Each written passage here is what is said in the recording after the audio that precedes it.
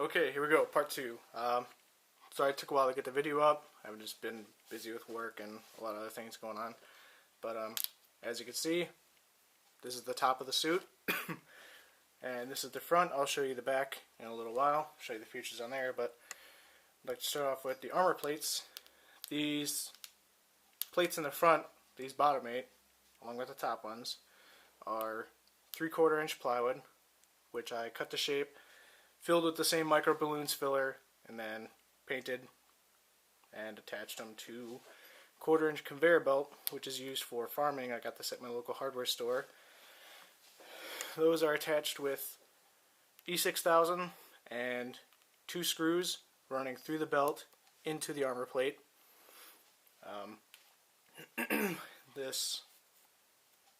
These front pieces here are actually elastic.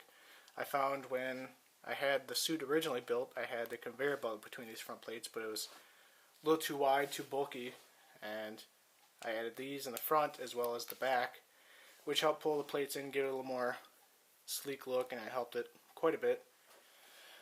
These are continuous loops that go all around. I'll show you the rest of the armor plates on the back.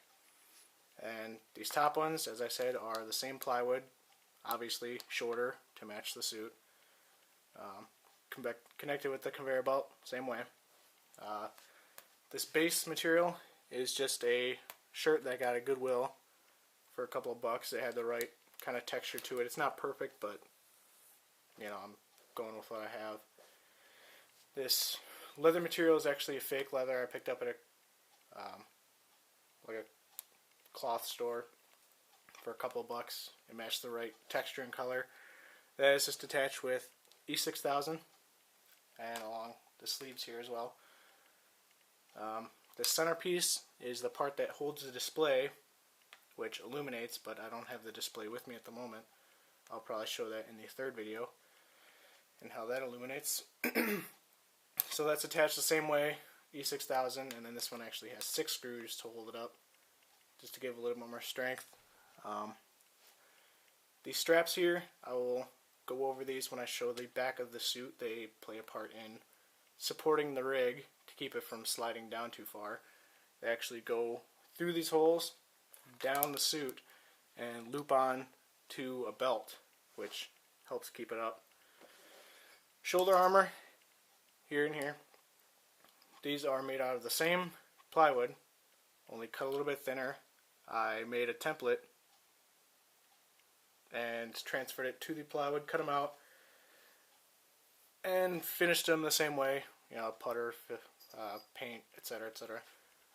Those are attached the same way, except they do not have glue on them. I just have the screws in there to hold them and allow them to flex a little bit. And also, to get them a little bit more flex, I'll show you here up close. I added more of the conveyor belt, get it to focus, in between these top armor plates here, which allows those to flex, because I found when I was moving my shoulder, those plates would tend to bind up and I don't want them to break on me. So I'll show you a little bit more close-up of those. As you can see, they're all free moving, and the other side as well. Here's obviously the neck piece. I just have this support on a piece of plywood to keep the arms up. That's pretty much the front of the suit. I will pause the video for a second and then turn the suit around and show you the back. Okay, here we are on the back. This is a close-up of the back side of the armor on the shoulders. I just wanted to show you guys a little detail I put in here. These little details on the actual suit seem too brittle, so what I ended up doing is using the same conveyor belt material and attached it to the plates, and this allows these little details to flex, and that just keeps them from breaking off, and it gives me a little more flexibility just to keep things more secure. So yeah, there's those, and I'll zoom back out, and there is the rig. I'll zoom in a little bit more.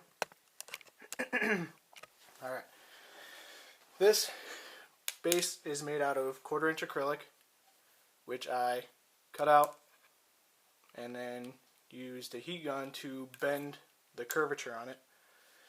And once I had attached the suit, I found the same thing with the shoulder armor, that if I moved too much it would cause the plastic to bend, and being acrylic, it's not the strongest stuff in the world, so it could fracture easily. So what I did is cut these wings off here and there and added more of the conveyor belt to allow that to flex, which I will show you. And that allows me to move my shoulders so these don't break off, which I would not be too happy about. Some details I made on here are more of the 1/32 plywood, just to give it some raised details, like there. These are just caps glued on to give the effect of knobs. On the top here, this is barely in frame, are those straps that went over the shoulders. Those are attached to the back of this top part here, which hold the thing, the whole rig. As you can see, it's sort of drooping down a little bit, but once I actually have it on, these hold it up to the proper position. This knob here is actually a grease seal cap that my brother got me.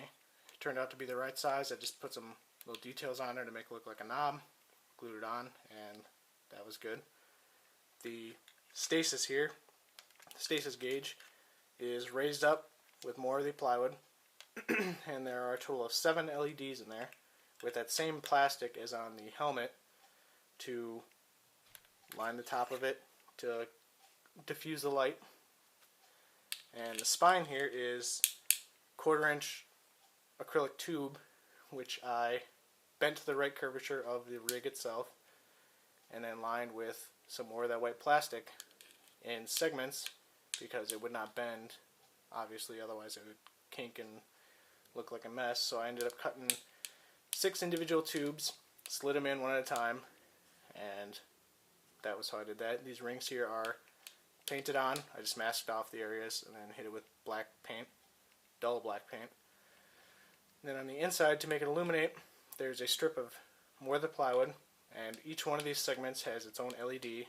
I finished them the same way as the helmet. I sanded them down, put the frosted paint on them there, colored them blue, and I give the right color.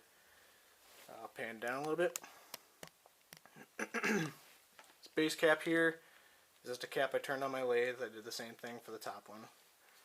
And a little bit more. This right here is actually I believe it's a 1 1/4-inch vacuum hose for automotive use. I got that at hardware store as well. I cut some slits in it on each side to give it a little more flexibility to contour, because I had it before where it was one solid tube and it wouldn't bend very well. So I did that, and it seems to be working alright. This whole suit is kind of in progress at the moment. I'm still making some updates to it. But there are the armor plates back here, the smaller ones, all attached the same way. I'll show you the side armor real quick. As you can see, they all wrap around the entire suit.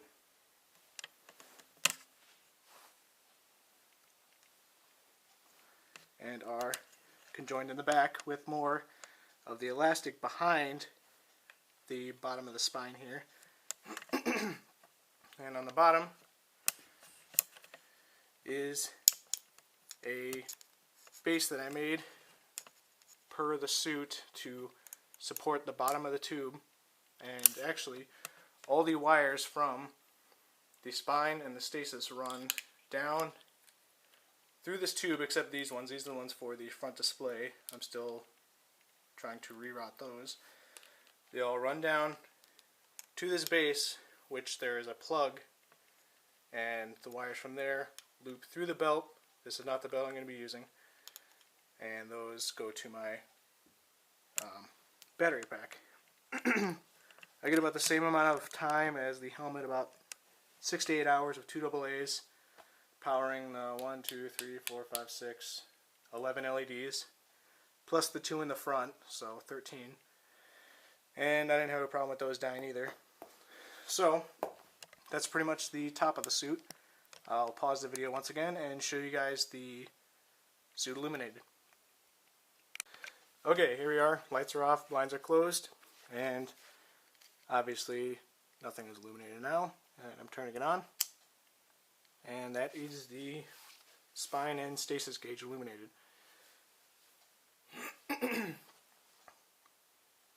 As you can see, works out pretty well. Gives nice, even light throughout the entire spine. The stasis gauge was a little bit tricky to handle because the LEDs were so close to the plastic. You can actually kind of make out each LED inside there, but there was nothing really I could do about that without making the actual gauge deeper than what it needed. So for my uses, turned out pretty well. And like I promised in the first video, I will now show you the helmet illuminated, so give me 1 second. Okay, there's the helmet, and the switch is on the inside, and there you go. That's what the lights look like. These turned out a lot more even. Turned out extremely nice. And I will turn the lights back on in a second and show you guys some of the updates I've done to the helmet. Alright, lights are on. There's the helmet. First off, the broken front pieces, I replaced those with aluminum. Top ones are still the same. Those weren't busted up at all. Just a little touch up of paint was all I needed. These ones I milled out, both at the same time. It's kind of nice because I didn't have to do any weathering to them. I just hit them with some sandpaper on the edges. Gave it that natural looking wear effect. Top ones, did the same thing, replaced those ones. Get in focus here. These are the same balsa ones. Back ring, that's all attached, ready to go. These standoffs are made out of aluminum as well, and so is this back rod. I just bent it around my desk in the garage to give it the right contour shape. Drilled the holes in here and slid it through and epoxied those on, and that was pretty much it. The helmet's 100% complete as far as now. Turn the lights back on, see if you can see those. Yeah. And I'm just working on the rest of the suit. Next video I'll show you some of the accessories that go with it, like the arm gauntlet, the gloves, and everything else. So hopefully I'll get that up before this Halloween. That's when I plan on having it done, and stay tuned for that. Thanks.